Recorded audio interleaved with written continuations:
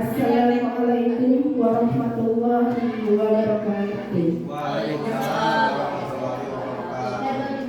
Pertama-tama, mari kita panjatkan puji syukur kepada Allah Subhanahu wa Ta'ala atas nikmat dan anugerahnya. Kita semua bisa berkumpul di acara ini dalam rangka pemaparan diseminasi budaya positif yang akan disampaikan oleh Ibu Rizky Febrianti SPD. Sebelumnya saya mengucapkan terima kasih kepada Bapak Ibu yang telah meluangkan waktunya untuk hadir. Izinkan saya untuk menyampaikan susunan acara dalam kegiatan hari ini. Yang pertama, pembukaan. Kedua, sambutan kepala sekolah. Ketiga, forum diskusi. Kelima, kesimpulan. Dan keenam, penutup dan doa. Dan ketujuh adalah dokumentasi. Selanjutnya, sambutan dari Bapak Kepala Sekolah diwakilkan oleh Bapak Bayu. Saya persilahkan. Pakai senyum gitu.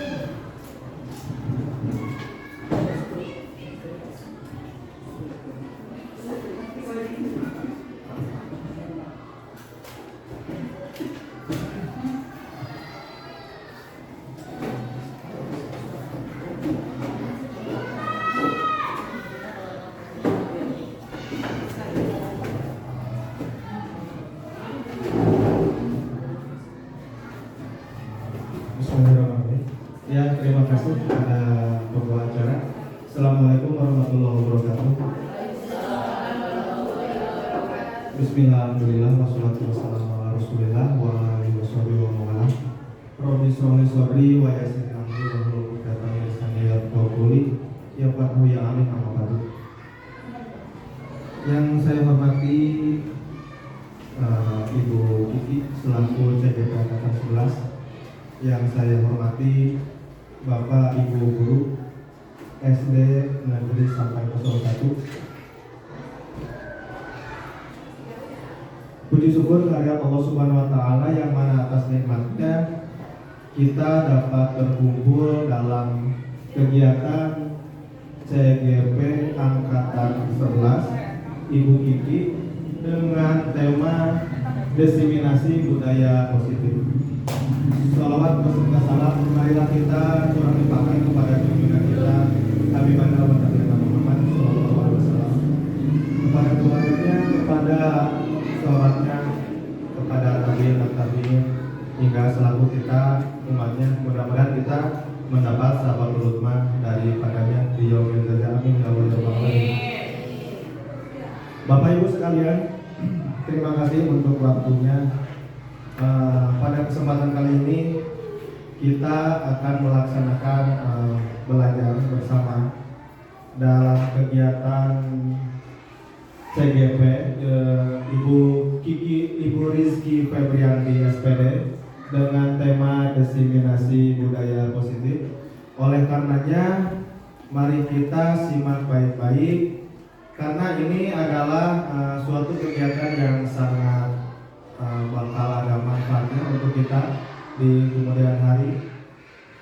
Mudah-mudahan apa yang disampaikan oleh Ibu Kiki kita bisa menyerapnya dengan baik dan kita bisa mengimplementasikan di kehidupan kita selalu kita menjadi guru yang baik. Cukup sekian dari saya. Oh ya, mohon maaf karena Bapak Kepala Sekolah lagi ada kegiatan yang lain, saya jadi yang mewakili. Sekian, terima kasih. Wassalamualaikum warahmatullahi wabarakatuh. Terima kasih untuk Bapak Bayu atas sambutannya. Selanjutnya, forum diskusi yang akan disampaikan oleh Ibu Rizky Febrianti. Untuk waktunya saya persilakan. Ya, baik. Assalamualaikum warahmatullahi wabarakatuh. Waalaikumsalam warahmatullahi wabarakatuh. Sebelumnya saya ucapkan terima kasih kepada Bapak Ibu Guru yang telah hadir di ruangan ini dan menyempatkan waktunya secara langsung untuk mengikuti program yang sedang saya ikuti, yaitu pendidikan guru penggerak. Di sini saya mendapatkan tugas untuk memaparkan materi mengenai diseminasi budaya positif. Sebelumnya ada yang sudah tahu apa itu budaya positif? Sebelumnya mungkin ada yang sudah pernah dengar atau ada yang sudah tahu mengenai budaya positif? Jawab, belum apa sudah? Oh ya, belum. Baik ya, mungkin kita nanti akan membahasnya secara bersama-sama agar semuanya mengetahui apa itu definisi budaya positif itu sendiri. Boleh di slide? Ini perkenalkan, ini fasilitator saya di program PGP Angkatan 10 ada Bapak Krisno Widodo FPD selaku fasilitator dan pengajar praktik saya Ibu Nur Azidah Fajriyah FPD. Oke, ini pertama kita akan belajar mengenai konsep inti dari budaya positif. Budaya positif itu sendiri yaitu kebiasaan-kebiasaan baik yang kita dapat lakukan di sekolah dan tidak hanya di sekolah. Kebiasaan-kebiasaan tersebut dapat dilakukan juga di lingkungan rumah. Ada tujuh konsep inti dari budaya positif itu sendiri. Yang pertama ada disiplin positif, yang kedua nilai-nilai kebajikan, yang ketiga posisi kontrol, yang keempat kebutuhan dasar manusia, yang kelima motivasi perilaku manusia, yang selanjutnya keyakinan kelas, dan yang terakhir ada segitiga restitusi. Nah, di sini sebagai seorang pendidik yang baik, maka kita harus memiliki kemampuan untuk mewujudkan sendiri apa itu budaya positif yang ada di sekolah dengan menerapkan konsep-konsep inti yang ada. Jadi Bapak Ibu, di budaya positif ini harus diterapkan di sekolah ya Bapak Ibu kepada siswa-siswa kita, baik untuk pembiasaannya di sekolah maupun pembiasaannya di lingkungan di rumah. Saya selanjutnya. Nah, ini coba sekarang Bapak Ibu boleh menggenggam tangan Bapak Ibu. Mengepul bahasa Sundanya, mengepul tangan Bapak Ibu. Sudah? Apa bisa? Bisa. Kalau coba sekarang gini kita ganti. Ketika Bapak Ibu tidak mau ngeginiin tangan Bapak Ibu, tapi berusaha keras, apa bisa akan terjadi? Berusaha keras, tapi aku nggak mau niat menggenggam tangannya, apa bisa? Nah, berarti di sini bayangkan miskonsepsi mengenai teori kontrol. Tidak ada yang bisa mengontrol diri Bapak Ibu kecuali Bapak Ibu sendiri. Begitupun dengan anak kita, apakah mereka mau dikontrol oleh kita kalau mereka tidak ingin? Tidak mau, tidak bisa, tidak akan bisa. Nah, di sini miskonsepsi mengenai teori kontrol. Yang pertama, ilusi guru dapat mengontrol murid. Ilusi itu Bapak Ibu tidak ada. Anak tidak akan mau dikontrol oleh kita jika anak tersebut tidak mau. Nah, apa alasan mereka mau mengikuti perintah kita? Takut dan tertekan. Apalagi selain itu? Ya, terpaksa. Nah, yang kedua, ilusi bahwa semua penguatan positif efektif dan bermanfaat. Nah, ini Bapak Ibu, ilusi bahwa semua penguatan positif efektif dan bermanfaat. Kita sering bilang di kelas, bagus, kamu hebat, kamu pintar. Itu sebagai ilusi bahwa hal itu dapat meningkatkan motivasi anak. Itu adalah angan kita bahwa itu dapat meningkatkan, tapi pada kenyataannya setelah dilakukan penelitian, kegiatan tersebut dianggap kurang tepat. Nah, selanjutnya ilusi bahwa kritik dan membuat rasa bersalah mampu menguatkan karakter. Ketika kita berbicara mendidik anak, ketika anak berbuat salah, ibu akan sedih, ibu akan kecewa. Nah, hal-hal seperti itu bukan berarti anak itu akan memotivasi mereka untuk berbuat lebih baik, tapi bisa jadi akan berdampak buruk kepada mental mereka. Gitu. Ya, selanjutnya ilusi bahwa orang dewasa berhak untuk memaksa. Ini biasanya kita lakukan kepada anak kita sendiri, gitu. Ketika kita berpikir di rumah bahwa orang dewasa itu berhak untuk memaksa, kamu harus nurut sama ibu kamu atau kamu harus nurut sama ibu guru. Nah, hal-hal tersebut tidak bisa dipaksakan karena anak itu sebenarnya punya jiwa yang ingin punya prinsip mereka sendiri, punya kemampuan mereka sendiri. Nah, selanjutnya respon ke pendekatan teori kontrol. Nah, yang pertama ini stimulus respon, realitas atau kebutuhan kita sama, tapi pada kenyataannya realitas kebutuhan kita itu berbeda. Kebutuhan saya dengan kebutuhan Bu Silvi jelas berbeda. Tidak ada orang yang memiliki kebutuhan yang sama, pasti ada perbedaan walaupun sekecil apapun. Yang kedua, semua orang melihat hal yang sama. Sedangkan teori kontrol yang sebenarnya yaitu setiap orang memiliki gambaran berbeda. Ya. Nah, yang ketiga, kita mencoba mengubah orang agar berpandangan sama dengan kita. Padahal yang sebetulnya kita harus berusaha memahami pandangan orang lain tentang dunia. Jadi kita nggak bisa memaksakan kehendak kita sama orang lain. Kita nggak bisa memahami kehendak orang lain. Nggak bisa memandang semua itu sama rata gitu. Nah, selanjutnya orang lain bisa mengontrol saya. Atau teori kontrolnya hanya Anda yang bisa mengontrol diri Anda sendiri. Contohnya tadi, ketika kalian ingin menggenggam, maka akan bisa digenggam. Tapi ketika kalian tidak ingin, maka apakah akan bisa tangan itu tergenggam? Tidak. Pasti itu juga sama dengan anak-anak kita. Saya bisa mengontrol orang lain, Anda tidak bisa mengontrol orang lain. Lalu pemaksaan ada pada saat bujukan gagal. Nah, biasanya ketika anak nggak mau, terutama ibu-ibu nih, kalau anak yang nggak mau makan, dirayu, dibujuk, gimana caranya? Setelah dirayu, dibujuk nggak mau, dipaksa harus makan. Nah, banyak yang seperti itu. Padahal sebetulnya yang harus kita lakukan adalah berkolaborasi dan konsensus menciptakan pilihan-pilihan baru. Jadi ada option-option lain agar mereka tidak merasa bahwa mereka itu dipaksa, tapi diajak berkolaborasi ataupun bekerja sama. Lalu yang selanjutnya adalah model berpikir menang kalah. Banyak yang terjadi. Ketika bersaing, pasti kita akan berpikir bahwa kita menang atau kita akan kalah, begitu. Tapi padahal seharusnya model berpikir itu menang dengan menang, begitu. Selanjutnya. Nah, ini tadi ada teori inti mengenai budaya positif. Yang pertama yaitu ada disiplin positif. Disiplin positif merupakan suatu pendekatan untuk menerapkan disiplin diri anak tanpa hukuman dan hadiah. Ya, disiplin positif ini perlu diterapkan baik dalam lingkungan sekolah maupun keluarga. Dengan menerapkan disiplin positif, diharapkan kekerasan dapat dihindari. Jadi Bapak Ibu, kita ketika memberikan hadiah, baik itu hadiah reward ataupun hadiah hadiah berbentuk ucapan, itu seharusnya sepertinya tidak boleh karena tidak menumbuhkan motivasi dari dalam diri anak secara langsung. Tapi mereka misalkan berbuat baik itu dengan anggapan bahwa nanti saya akan mendapat hadiah, begitu. Atau ketika mereka berbuat salah, mereka akan ketakutan dan mereka akan berpikir bahwa hukuman akan mendapat hukuman. Jadi motivasi jika berbuat baik dan berbuat salah itu tidak ada dalam diri mereka, melainkan datang dari eksternal, motivasi eksternal bukan motivasi internal, begitu.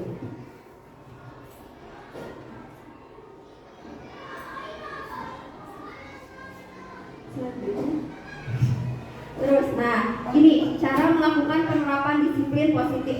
Yang pertama, mengajarkan anak-anak dari hal kecil dulu untuk bertanggung jawab serta menumbuhkan kesadaran diri pada diri anak yang berdasarkan dengan nilai-nilai kebajikan. Ya, selanjutnya dengan lebih menuju ke arah disiplin diri yang dapat mengontrol diri dalam melakukan segala tindakan. Nah, ketika anak-anak diberikan tanggung jawab dan mereka memahami apa itu arti tanggung jawab itu, maka mereka akan paham dan akan menumbuhkan motivasi intrinsik dalam diri mereka.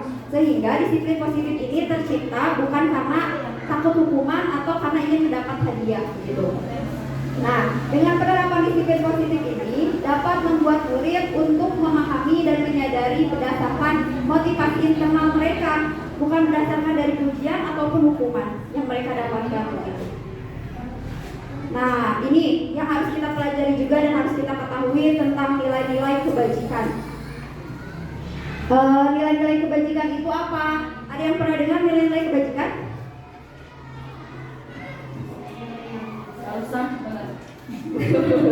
Nilai-nilai kebajikan itu jadi nilai yang disepakati terlepas dari suku, bangsa, agama, bahasa maupun latar belakang. Nah, karena kita sudah masuk pada kurikulum merdeka ya Bapak Ibu, sebetulnya ini nilai-nilai kebajikan yang ada dari profil pelajar Pancasila. Yang pertama, beriman bertakwa kepada Tuhan Yang Maha Esa dan berakhlak mulia. Yang kedua, mandiri. Yang ketiga, bernalar kritis. Yang keempat, berkebinekaan global. Yang kelima, bergotong royong. Dan yang keenam, kreatif. Nah, dimensi ini merupakan nilai-nilai kebajikan. Nilai-nilai kebajikan itu nilai-nilai yang disepakati bersama dan bersifat positif tanpa melihat latar belakang, baik agama, bahasa maupun Nah, selanjutnya ini ada sikap murid terkait dengan nilai-nilai kebajikan.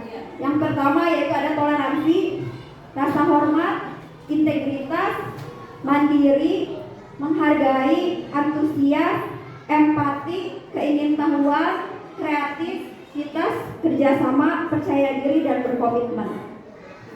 Selanjutnya, nah ini juga ada lagi. Sebetulnya ada 7 seperti ini, tapi di sini saya hanya masukin 4. Nanti mungkin akan kita bahas di kesempatan selanjutnya.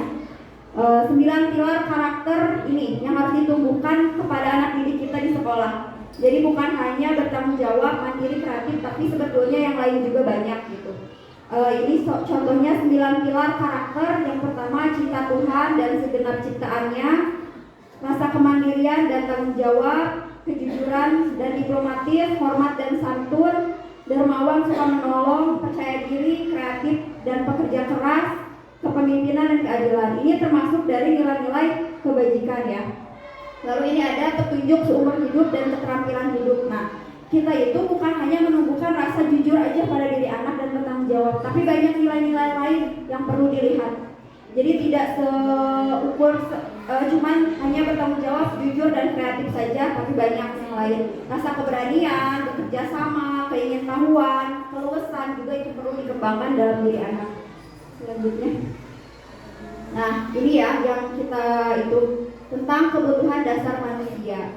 Seluruh tindakan manusia memiliki tujuan tertentu. Semua yang kita lakukan adalah usaha terbaik kita untuk mendapatkan apa yang kita inginkan. Ketika kita mendapatkan apa yang kita inginkan, disitulah kebutuhan dasar kita akan terpenuhi.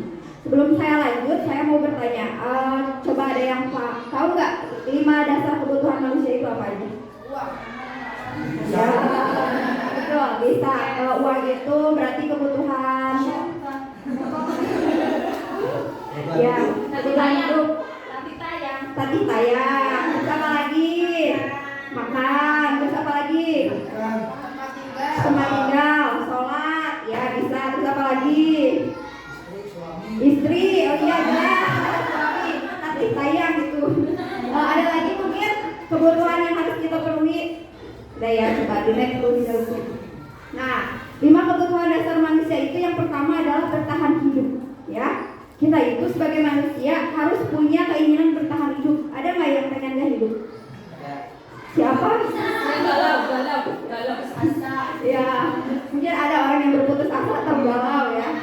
Ditinggal ayang misalnya. Oke, bertahan hidup itu yang pertama, kebutuhan yang bersifat fisiologis. Ya, yang tadi contohnya adalah rumah, makan, kesehatan. Ya itu betul. Terus yang kedua adalah kasih sayang dan rasa diterima. Rasanya diterima. Kalau tidak diterima dukun bertindak. Jangan ya. Pokoknya kasih sayang dan rasa diterima. Kebutuhan untuk disayangi dan diterima meliputi kebutuhan akan hubungan dan koneksi sosial. Kebutuhan untuk memberi dan menerima kasih sayang, dan kebutuhan untuk merasa menjadi bagian dari suatu kelompok. Contohnya saya dan ibu bapak di sini saling menerima satu sama lain, kekurangan satu sama lain, maka tumbuhlah kasih sayang. Terus kebutuhan ini juga meliputi keinginan untuk tetap berhubungan dengan orang lain, seperti teman, keluarga, pasangan hidup, teman kerja, binatang peliharaan, dan kelompok di mana kita tergabung. Selanjutnya yaitu kebebasan. Siapa yang ingin bebas? Ya, pasti semua orang ingin bebas. Apa ada yang ingin dikekang? Tidak boleh kemana-mana, diam di rumah, jadi yang baik, jadi istri yang baik misalkan. Kebutuhan untuk bebas adalah kebutuhan akan kemandirian, otonomi, dan memiliki pilihan, serta mampu untuk mengendalikan arah hidup seseorang. Anak-anak dengan kebutuhan kebebasan yang tinggi menginginkan pilihan mereka, perlu banyak bergerak, suka mencoba-coba, tidak perlu terpengaruh orang lain, dan senang mencoba hal baru dan menarik. Nah, di kelas kita banyak menemukan anak-anak seperti ini ya Bapak Ibu ya, yang lari-lari ke sana, ke sini, tidak bisa diam di tempat, terutama mungkin guru kelas 1 ya. Ya, ini sangat tepat sekali. Mereka mungkin punya tingkat kebebasan yang tinggi sih Bapak Ibu, jadi biarin aja lari-lari di kelas. Biarkan saja. Nah, oke. Terus selanjutnya adalah penguasaan. Kebutuhan pengakuan atas kemampuan. Kebutuhan ini berhubungan dengan kekuatan untuk mencapai sesuatu menjadi kompeten, menjadi terampil, diakui atas prestasi dan keterampilan kita, didengarkan dan memiliki rasa harga diri. Kebutuhan ini meliputi keinginan untuk dianggap berharga, bisa membuat perbedaan, bisa membuat pencapaian, kompeten, diakui, dihormati. Ini meliputi self-esteem dan keinginan untuk meninggalkan pengaruh.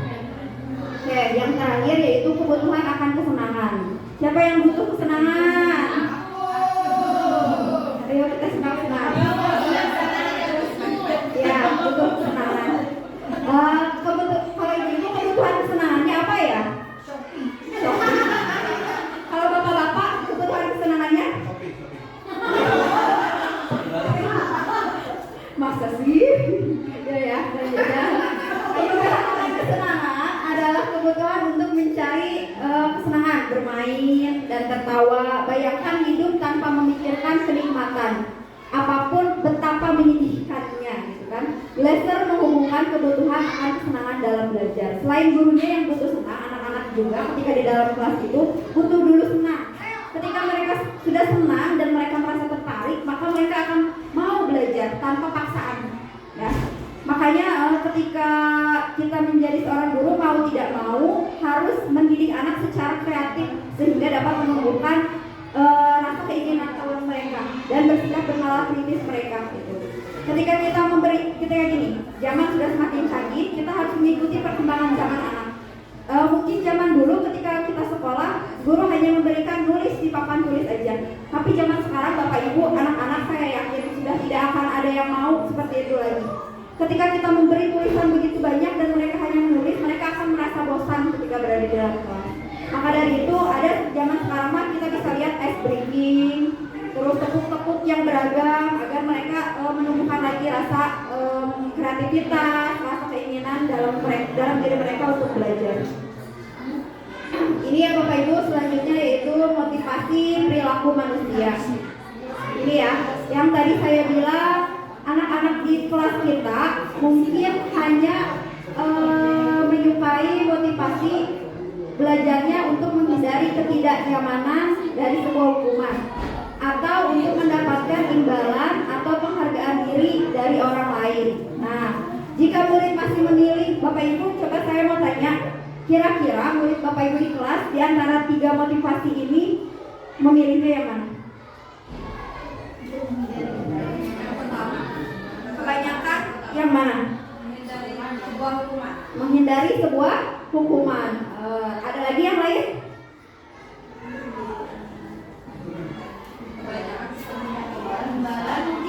Imbalan. Ya, terus ada lagi? Nah, Bapak Ibu coba diperhatikan, ini sangat penting sekali. Ketika murid di kelas Bapak Ibu memilih 2 motivasi ini disebut dengan motivasi eksternal. Yaitu ketika mereka memilih ini berarti bukan berasal dari dalam diri mereka, tapi melainkan berasal dari motivasi eksternal, dari luar. Mereka hanya takut jika tidak mengerjakan tugas, mereka hanya takut dihukum, mereka hanya takut tidak mendapatkan nilai, atau mereka hanya ingin iming-iming imbalan, bintang. Nah, bisa begitu. Coba. Terus untuk menjadi orang yang mereka inginkan, menghargai dirinya sendiri dengan nilai-nilai yang mereka percayai. Jarang ya Bapak Ibu di kelas, anak itu jarang memiliki motivasi untuk menjadi orang yang mereka inginkan dan menghargai dirinya sendiri dengan nilai-nilai yang mereka percayai. Kebanyakan hanya takut dihukum dan hanya ingin mendapatkan sebuah imbalan. Sedangkan di sini yang ditekankan, tugas kita sebagai seorang pendidik harusnya menumbuhkan yang ini, yang internal, untuk menjadi orang yang mereka inginkan dan menghargai dirinya sendiri dengan nilai-nilai yang mereka percayai. Begitu Bapak Ibu. Mungkin ketika saya menyampaikan ini nanti kedepannya bisa diubah lagi untuk tidak menumbuhkan yang 2 ini, tapi melainkan menumbuhkan yang ini untuk menjadi orang yang mereka inginkan dan menghargai dirinya sendiri dengan nilai-nilai yang mereka percayai. percayai. Jadi anak itu tanpa takut dihukum, tanpa imbalan prestasi pun mereka mau gitu, mau untuk belajar, mau untuk meningkatkan motivasinya gitu. Mungkin tapi tantangannya amat banyak ya Bapak Ibu, karena kan sulit ya bagaimana caranya tidak ada hukuman tapi tidak ada imbalan juga, bingung juga ya seperti apa. Kayak the next. Nah ini yang menjadi perbedaan. Ketika kemarin sudah dibahas ya, mungkin beberapa kali di sini karena sudah pernah membahas mengenai segitiga restitusi. Ini perbedaan antara hukuman, konsekuensi, dan restitusi. Ketika hukuman itu tidak terencana dan tiba-tiba. Misalnya ada anak yang terlambat, terus ibu bapak suruh lari keliling lapangan. Kira-kira itu hukuman atau konsekuensi atau restitusi? Hukuman. Ketika anak yang tidak membawa buku lalu dimarahin sampai nangis-nangis, itu hukuman, konsekuensi atau restitusi? Hukuman ya, karena hukuman itu tidak terencana, tiba-tiba murid tidak tahu apa-apa yang akan terjadi dan tidak dilibatkan dan bersifat satu arah, hanya ibu aja yang pengen menghukum, dia tidak terima. Apakah itu akan menimbulkan dendam? Rasa kesal. Ya, mungkin itu hal tersebut akan membuat mental mereka terganggu, bisa? Ya, bisa jadi ya Bapak Ibu.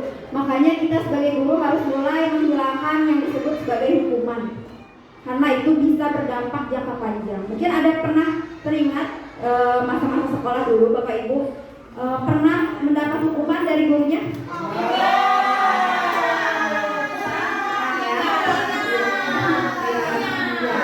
Jadi berarti tandanya kita sekarang sebagai guru jangan mengulangi kesalahan yang sama. Buktinya Bapak Ibu aja masih ingat, padahal SD-nya berapa tahun yang lalu gitu. Ya, tahun yang lalu tapi masih teringat. Artinya apa? Hukuman itu menimbulkan bekas dan luka mental yang tidak dapat terobati. Tapi di ulang kemarin yang Iya. sok kayak sih, oke. Oh, iya. Kenangan. Berarti tidak semua itu tentang kenangan buruk ya Pak ya. Berarti ada juga hukuman yang meninggalkan kenangan indah. Berarti kenangan itu nggak buruk semua, harus lebih. Terus konsekuensi ya. Yang kedua ini konsekuensi. Kalau konsekuensi itu terencana atau disepakati sesuai peraturan. Lalu murid tetap dibuat tidak nyaman, tapi dengan konsekuensi itu murid belum tentu nyaman gitu loh. Terus sikap guru selalu memonitor murid. Jadi guru di sini sifatnya sebagai pemantau murid gitu. Lalu yang ketiga ini restitusi. Mungkin Bapak Ibu sering dengar ya kalau restitusi karena kebetulan pernah gitu. Proses menciptakan kondisi bagi murid untuk memperbaiki kesalahan ya. Yang kedua yaitu proses kolaboratif, di mana mengajarkan murid untuk mencari solusi sendiri, menumbuhkan rasa tanggung jawab dan mandiri yang tinggi gitu. Nah ini posisi kontrol seorang pendidik. Kira-kira Bapak Ibu kalau di kelas yang mana? Yang mana kira-kira? Abi mah Tahu. biasa. Abi mah masalah sama manajer. Pemantau dan manajer. Manajer dan domestik. Bagaimana kondisi situasi? Ya, Bapak Ibu biasanya yang mana Bapak Ibu? Bisa jadi semuanya. Semuanya. Oke, baik. Coba ikuti slide selanjutnya. Coba, nah ini penghukum ya. Coba teliti nih sifat Bapak Ibu kira-kira yang mana? Penghukum. Seorang penghukum bisa menggunakan hukuman fisik atau verbal. Verbal bener. Verbal ya. Penghukum senantiasa mengatakan bahwa sekolah memerlukan sistem atau alat yang dapat lebih menerka murid-murid lebih dalam lagi. Ada nggak? Nggak ada ya di sini Pak. Guru seperti ini senantiasa percaya hanya ada satu cara agar pembelajaran bisa berhasil, yaitu cara dia. Jadi gurunya egois. Jadi menurut dia benar, ya benar. Padahal menurut murid belum tentu itu nyaman. Begitu. Yang kedua adalah membuat orang merasa bersalah. Siapa yang suka? Yakin. Kadang-kadang. Membuat orang merasa bersalah itu akan menggunakan kepentingan dan membuat orang lain merasa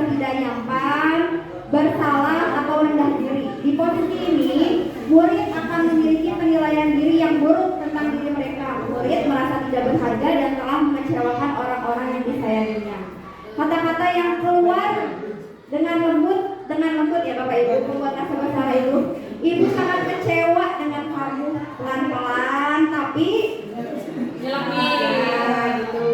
Gimana coba kalau orang tua kamu tahu kamu berbuat begini, siapa yang akan ngomong gitu? Ya, nanti dirubah ya Bapak Ibu ya, karena itu ternyata bisa melukai mental.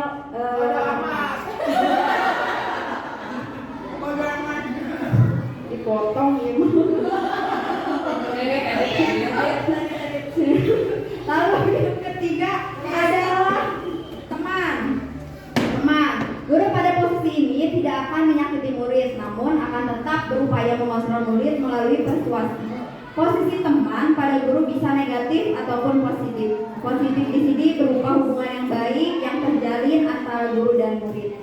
Guru di posisi teman menggunakan hubungan baik dan humor untuk mempengaruhi seseorang. Mereka akan berkata, ayo bantulah demi Bapak ya. Hal negatif dari posisi teman adalah bila suatu saat guru tersebut tidak membantu, maka murid akan kecewa dan berkata, saya pikir Bapak atau Ibu teman saya. Murid merasa dikecewakan dan tidak mau lagi berusaha.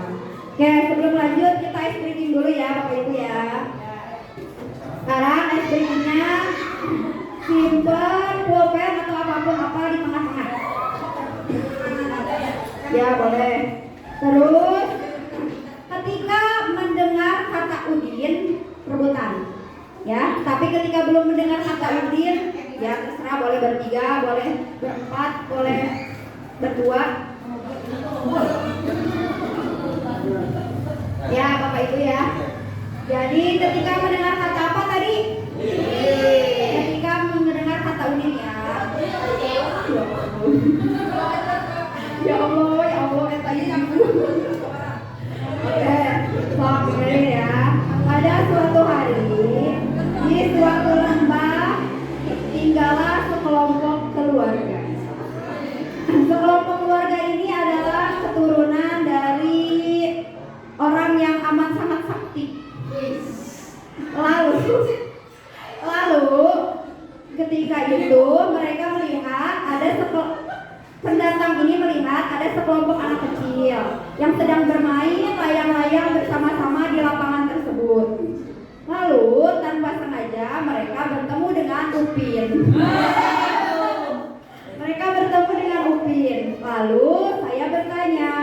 Lalu anak kecil itu bertanya, Upi, nama kamu siapa? Nama saya Upin. Lalu tidak lama dari situ mereka bertemu kembali dengan anak bernama Ujang. Lalu setelah itu mereka berangkat bersama-sama. Ternyata anak kecil ini ingin ke rumah Udin.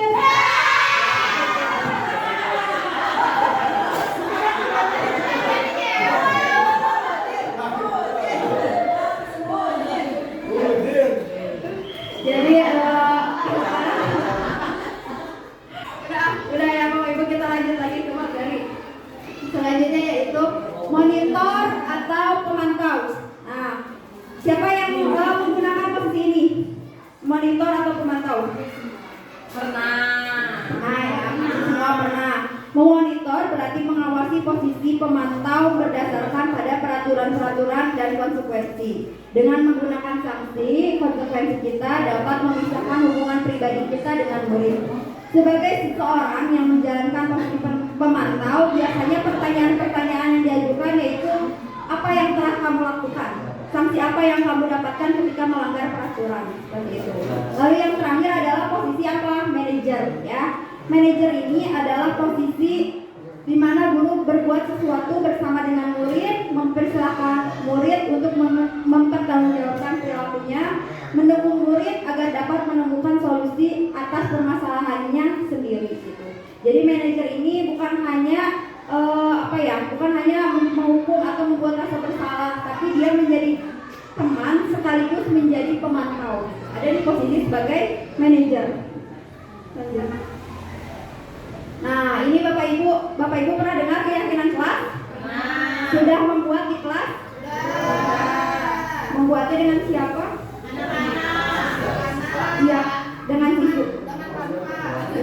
Membuatnya dengan anak-anak. Semua berdiskusi dengan anak-anak atau hanya Bapak Ibu sendiri?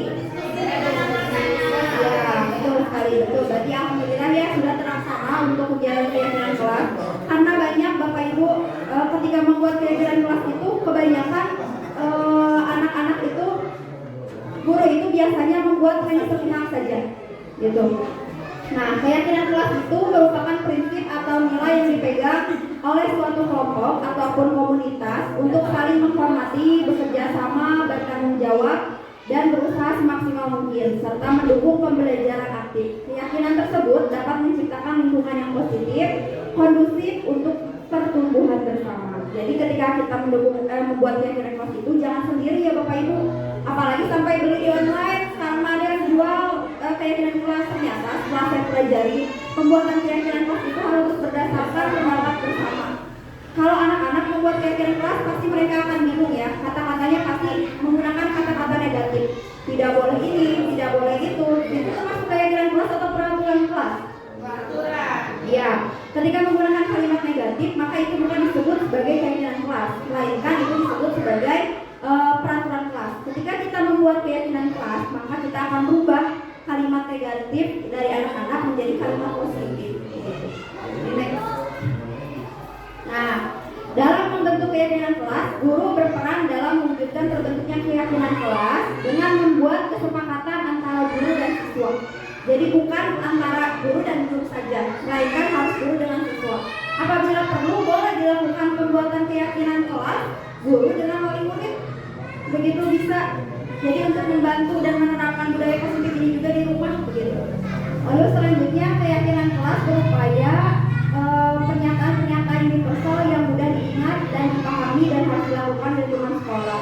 Jadi keyakinan kelas itu tidak perlu banyak-banyak Bapak Ibu, cukup 5 saja atau jangan sampai 20 keyakinan kelas, karena tidak akan mudah diingat oleh anak-anak di jenjang SD gitu ya. Nah, ini adalah cara-cara pembentukan keyakinan kelas. Nah, ini keyakinan kelas ini bersifat lebih abstrak. Tadi bahasa-bahasa anak itu kita kumpulkan. Lalu setelah itu keyakinan kelas berupa pernyataan-pernyataan universal. Jadi nilai-nilai kebajikan yang tadi harus dimasukkan ke keyakinan kelas. Ya, jadi bersifat universal, bersifat menyeluruh, tidak membedakan keyakinan kelas itu dibuat secara menyeluruh, tidak membedakan suku, bangsa, ras, maupun agama anak gitu. Yang ketiga, pernyataan keyakinan kelas senantiasa dibuat dalam bentuk yang positif. Jadi tidak boleh ada kata tidak boleh. Jadi kata-katanya diganti. Contohnya misalkan tidak boleh datang terlambat, bisa diganti jadi hadir di kelas 15 menit lebih awal gitu. Lebih spesifik lagi. Atau misalkan tidak boleh berisik di kelas, bisa diganti dengan kelas adalah tempat belajar yang menyenangkan gitu. Misal gitu. Terus misalkan tidak boleh berantem atau bertengkar, bisa diganti dengan saling menghormati dan menyayangi gitu. Jadi tidak boleh ada kata tidak ketika membuat keyakinan kelas. Jadi kalimat-kalimat negatif tersebut diganti menjadi kalimat yang positif. Lalu keyakinan kelas sebaiknya sesuatu yang dapat diterapkan dari lingkungan tersebut. Yang ketiga, semua warga kelas hendaknya ikut berkontribusi dalam pembuatan keyakinan kelas lewat kegiatan curah pendapat. Jadi semuanya dimintain pendapat gitu. Lalu selanjutnya bersedia meninjau kembali keyakinan kelas dari waktu ke waktu. Nah, ini Bapak Ibu segitiga restitusi. Segitiga restitusi adalah proses menciptakan kondisi bagi murid untuk memperbaiki kesalahannya sehingga menumbuhkan rasa tanggung jawab dan kemandirian yang tinggi. Restitusi memberikan kesempatan kepada murid untuk menjalankan disiplin positif dengan memulihkan diri dari kesalahannya sehingga memiliki tujuan yang jelas. Next. Nah, tahapan segitiga restitusi ada 3. Yang pertama, menstabilkan identitas. Yang kedua, validasi tindakan yang salah. Yang ketiga, dengan menanyakan keyakinan. Makanya Bapak Ibu, ketika tahun awal ajaran baru, kenapa kita harus membuat keyakinan kelas? Jadi ketika ada permasalahan di kelas, kita bisa menggunakan segitiga restitusi. Karena keyakinan kelas itu merupakan hasil dari kesepakatan anak-anak bersama. Ketika mereka melanggar, maka mereka akan memahami apa yang akan terjadi. Gitu. Mereka tahu posisi salah mereka itu di mana dan hal apa yang mereka langgar. Gitu. Nah, tujuan pemecahan masalah menggunakan segitiga restitusi ini untuk mewujudkan peserta didik yang memiliki rasa tanggung jawab dan rasa kemandirian yang tinggi. Gitu. Bapak Ibu tahapannya. Yang pertama, menstabilkan identitas. Bagian dasar dari segitiga ini bertujuan untuk mengubah identitas anak dari orang yang gagal karena melakukan kesalahan menjadi orang yang sukses. Nah, misalnya berbuat salah itu tidak apa-apa. Jadi gini, ketika regulasinya, ketika kita memanggil 3 orang anak, nah boleh maju deh 3 orang, siapa yang mau? Berdua siapa yang mau maju? Aku salah. Datang terlambat. Oh, datang terlambat. Misalnya contoh ya Bapak Ibu ya. Ya, so, ayo dari masuk. Ceritanya ini di dalam sebuah kelas ya Bapak Ibu.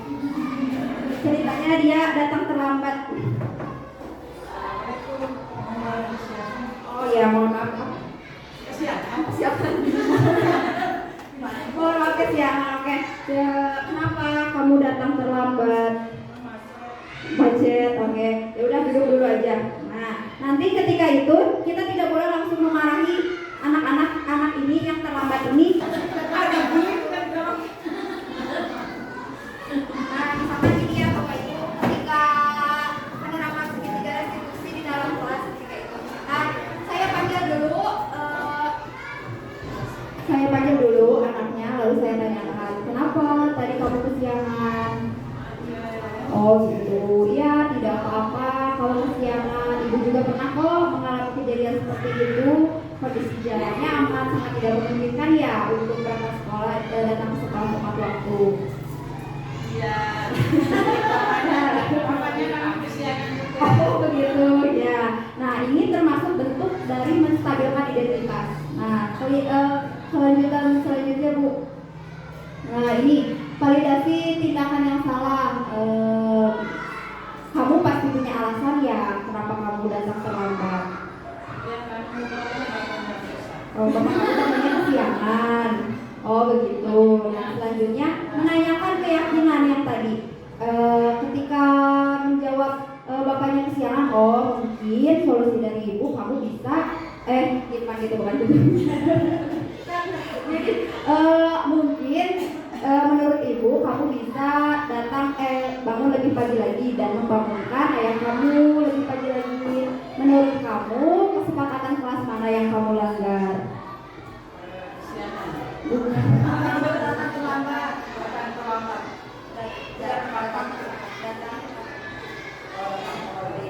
Datang tepat waktu. Kamu tahu ya, berarti kesalahan kamu datang terlambat tersebut tidak sesuai dengan keyakinan kelas. Menurut kamu, hal apa yang harus kamu lakukan?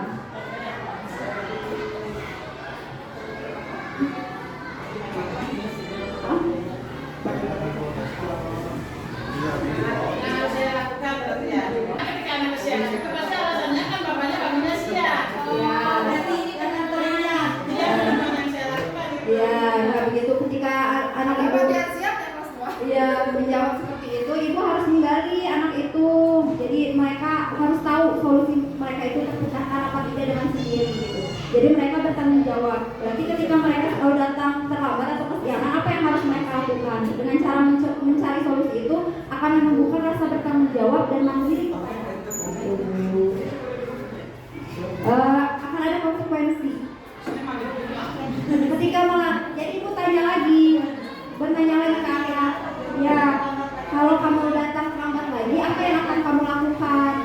Saya akan apa? Kan itu bukan hukuman, tapi berdasarkan kesepakatan yang telah dibuat bersama ketika melakukan sebuah kesalahan.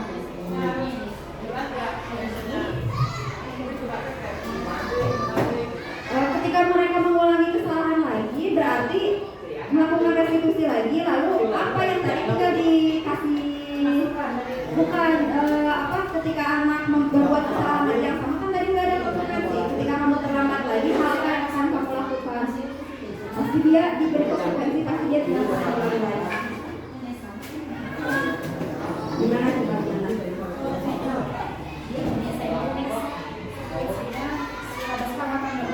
Kan kesepakatan kedua tadi mungkin bisa kalau masih kesiangan terus bisa dipanggil sumber siangannya, misalkan ayahnya dipanggil ke sekolah bisa. Nah ketika itu masih berulang lagi, pertama kali misalkan dilakukan segitiga restitusi, lalu mereka sudah memberikan sanksi, misalkan bukan sanksi, konsekuensi dari kesepakatan bersama. Ketika itu masih terulang lagi, maka bisa dipanggil orang tuanya agar anak tersebut tidak kesiangan lagi. Oke, yang kedua ini validasi tindakan yang salah. Nah, padahal kamu bisa melakukan yang lebih buruk lagi dari ini. Kamu pasti punya alasan ya mengapa melakukan hal itu. Nah, terus selanjutnya, yang ketiga yaitu menstabilkan identitas. Bisa dikirim ke Oh boleh Bu. Oh yang selanjutnya itu bukan menstabilkan identitas tapi menanyakan keyakinan. Saya salah ketik kayaknya. Benar tapi itu mah ininya mah benar bawahnya. Atasnya itu menanyakan keyakinan. Dari kontrol menyatakan bahwa kita pada dasarnya termotivasi secara internal ketika identitas sukses telah tercapai. Langkah 1 dan tingkah laku yang salah telah divalidasi. Langkah 2, maka anak akan siap untuk dihubungkan dengan nilai-nilai yang dia percaya dan berpindah menjadi orang yang dia inginkan. Nah, apa contoh kalimatnya? Apa yang kita percaya sebagai keyakinan kelas? Apa nilai-nilai umum yang telah kita sepakati? Jadi ketika anak ataupun menghadapi masalah di dalam kelas, tidak langsung anak itu diberi hukuman, tapi ditanya dulu alasannya apa, kenapa kayak gitu. Lalu di balik alasan itu meminta anak untuk mencari solusi sendiri. Setelah mencari solusi sendiri.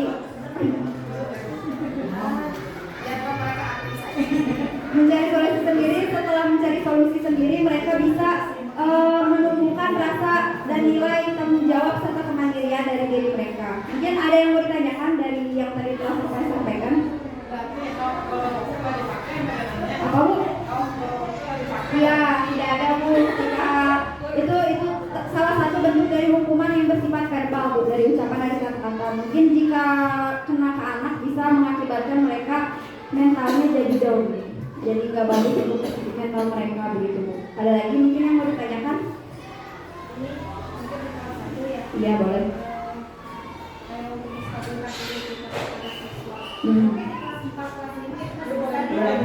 Iya.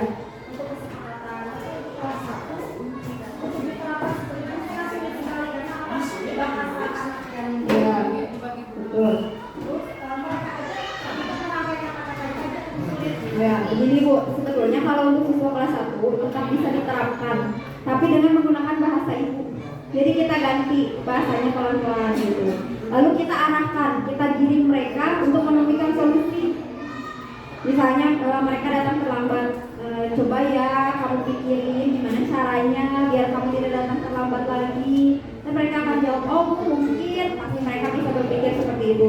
Tapi kita caranya membimbing mereka untuk menemukan cara itu menggunakan bahasa ibu lebih lembut, atau kita bisa memposisikan diri kita sebagai teman, begitu. Ya, mungkin ada lagi. Ya mungkin bisa dengan posisi teman, mungkin wajahnya harus lebih ramah 10 kali lipat mungkin Bu, biar lebih ramah 10 kali lipat mungkin. Ada lagi Bu yang mau ditanyakan? Ya boleh. Pengalaman sendiri di kelas ya, gimana kalau pengalaman sendiri dari kita menemukan siswanya yang sulit menyampaikan Oh iya. sulit untuk mengungkapkan Iya. dia ketika ditanya kamu maunya seperti apa, bagaimana, Iya. karena itu susah mengungkapkan. Gimana caranya, ada solusi? Ya, kalau misalkan sebetulnya gini ya Bu, kemarin ketika saya belajar ternyata segitiga restitusi ini tidak bisa diterapkan pada semua masalah. Ada beberapa masalah, kadang suka miskonsepsi terkait dengan segitiga restitusi. Miskonsepsi semua masalah akan selesai dengan segitiga restitusi.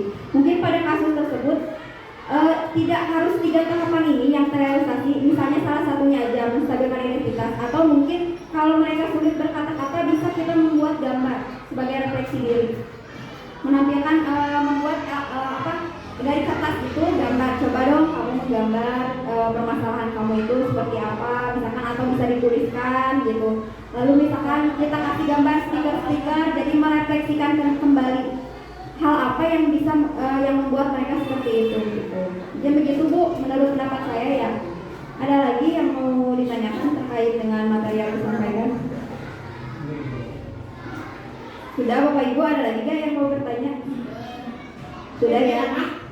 Mengatasi anak yang bermasalah itu, kalau misalkan anak itu tidak mau jawab, gimana gitu?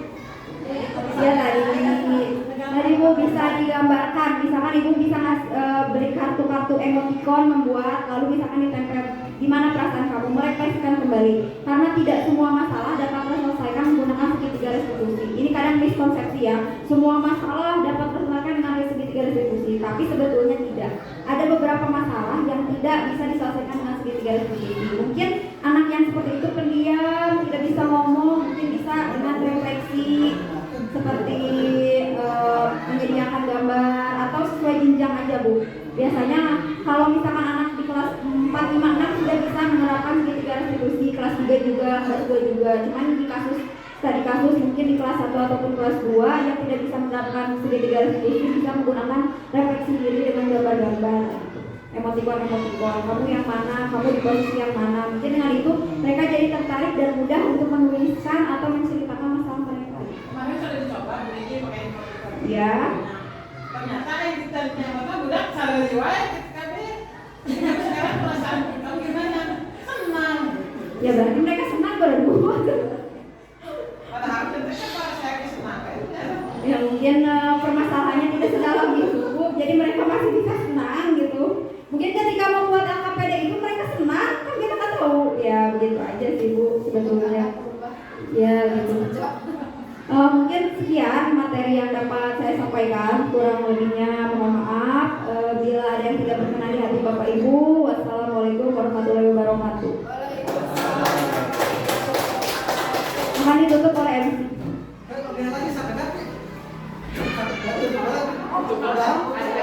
Oh, boleh. Terima kasih untuk Ibu Febriarti atas pemaparannya sangat jelas dan insya Allah kita mendapatkan ilmu yang sangat bermanfaat.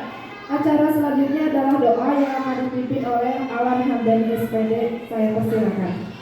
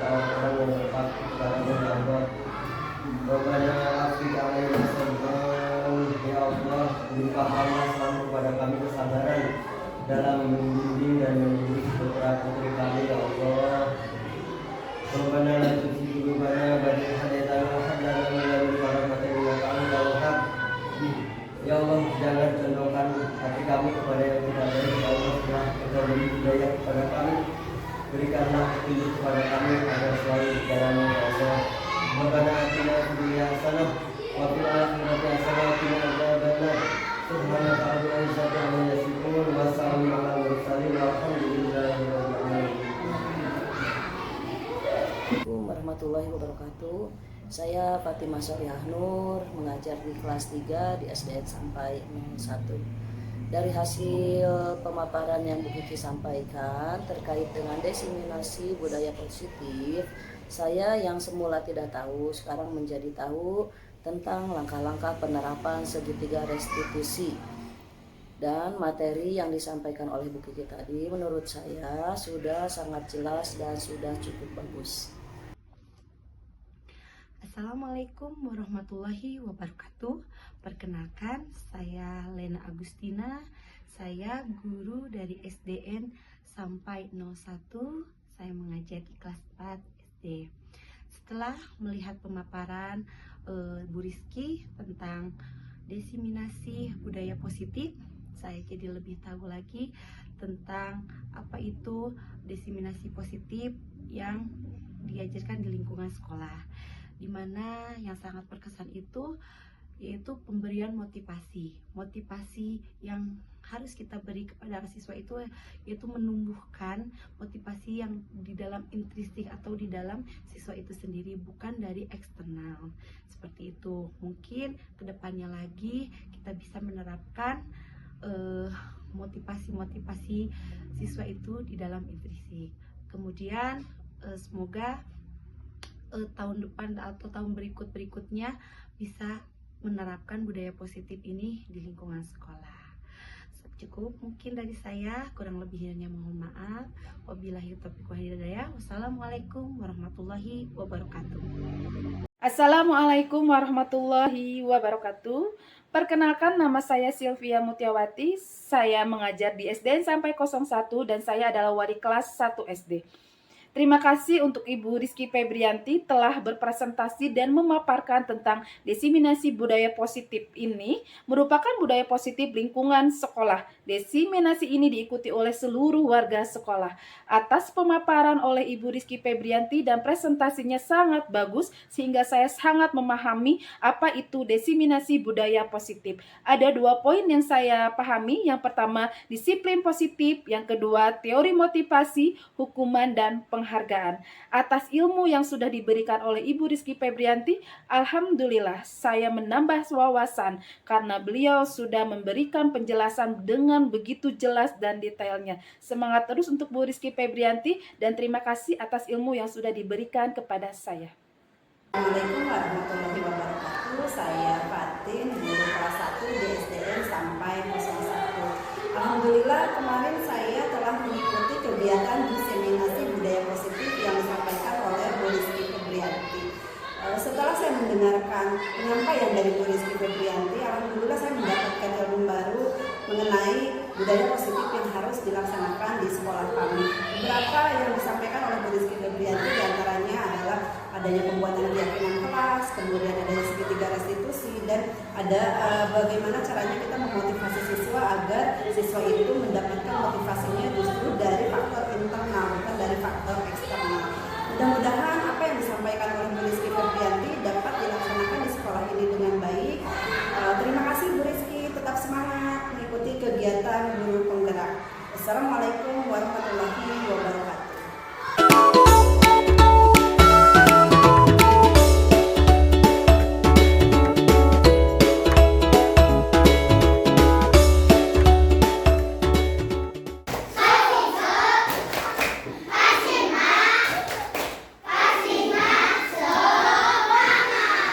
Assalamualaikum warahmatullahi wabarakatuh.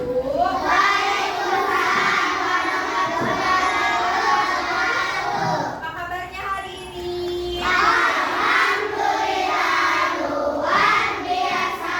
Allahu Akbar. Alhamdulillah ya, semuanya dalam kondisi sehat walafiat. Oke, coba sebelumnya Intan tahu nggak peraturan kelas? Tahu. Kalau kesepakatan kelas sudah tahu belum? Jadi kalian itu sudah tahu di sekolah itu ada yang disebut dengan tata tertib, ada yang disebut dengan peraturan kelas. Nah, hari ini kita akan membuat hal yang baru, yaitu membuat keyakinan kelas. Ada yang sudah pernah dengar sebelumnya? Belum ya, belum pernah dengar. Jadi kesepakatan kelas atau keyakinan kelas itu mirip-mirip dengan peraturan. Tapi perbedaannya, kalau kesepakatan kelas itu hasil dari diskusi bersama, hasil dari diskusi ibu sama kalian. Jadi ibu dan kalian sama-sama punya kesepakatan, sama-sama punya sesuatu yang diyakini. Kenapa kita harus berdiskusi Bu ketika membuat keyakinan kelas atau kesepakatan kelas? Agar ibu dan kamu sama-sama punya komitmen, sama-sama punya keyakinan bahwa hal itu tidak boleh diapain? Dilanggar. Jadi hal tersebut tidak bisa dilanggar oleh kita. Contohnya misalkan gini, di kelas kita tidak boleh bertengkar. Itu contoh peraturan kelas. Kalau di keyakinan kelas, kita harus meyakini bahwa baik dengan teman maupun dengan ibu, kita harus saling apa? Saling akur, saling apa lagi? Menolong, saling menyayangi, saling menghormati. Nah,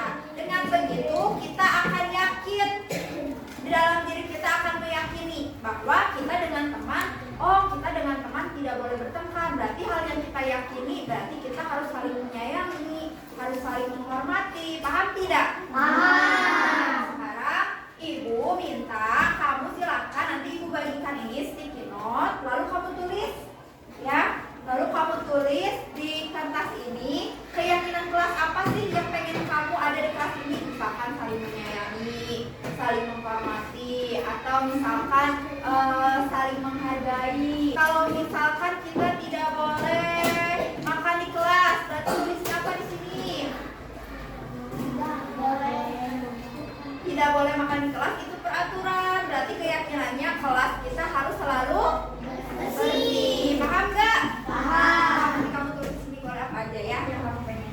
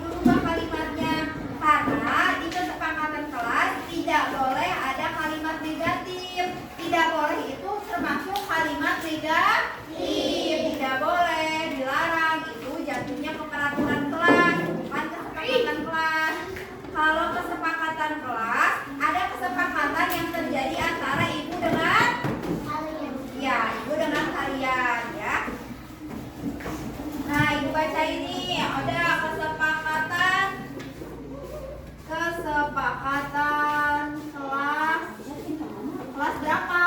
4 apa? 4C. Yang pertama coba ibu mau baca nih. Ada jawabannya saling menyayangi, saling menghargai, saling menyayangi, saling menghormati. Tidak boleh terlambat ke kelas, tidak boleh bermain dalam kelas, jangan saling pelit, saling menghormati. Oke, berarti yang pertama ibu rangkum ya. 1, saling menghormati, saling menghormati dan menyayangi. Berarti kalau menghormati dan menyayangi kita boleh tidak mengejek teman? Kita boleh tidak membuli teman? Ya, karena kita punya kesepakatan kelas. Kesepakatan kelasnya diyakini dalam hati. Kesepakatan kelas kita saling menghormati dan menyayangi. Saling menghormati dan menyayangi.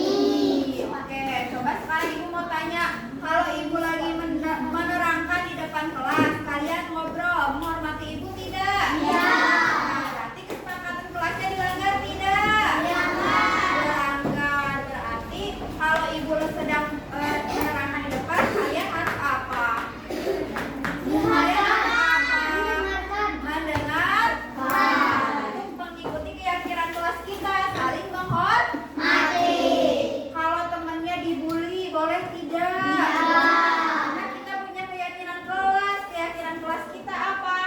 Saling menyayangi. Ya, betul sekali. Nah, apalagi nih, saling menghargai, tidak boleh menjauhi teman, saling menyayangi ya, datang terlambat. Nah, berarti biar kita tidak datang terlambat, apa yang harus kita lakukan? Datang lebih awal. Berarti datang lebih awal. Nah, terus ada lagi apa ini? Saling bertoleransi dengan teman, itu maksudnya saling menghormati dan menyayangi. Angkat tangan sebelum berbicara, bagus. Jadi sebelum berbicara atau menanyakan sesuatu, angkat tangan, bagus. Angkat tangan saat akan berbicara, tanya. Berbicara atau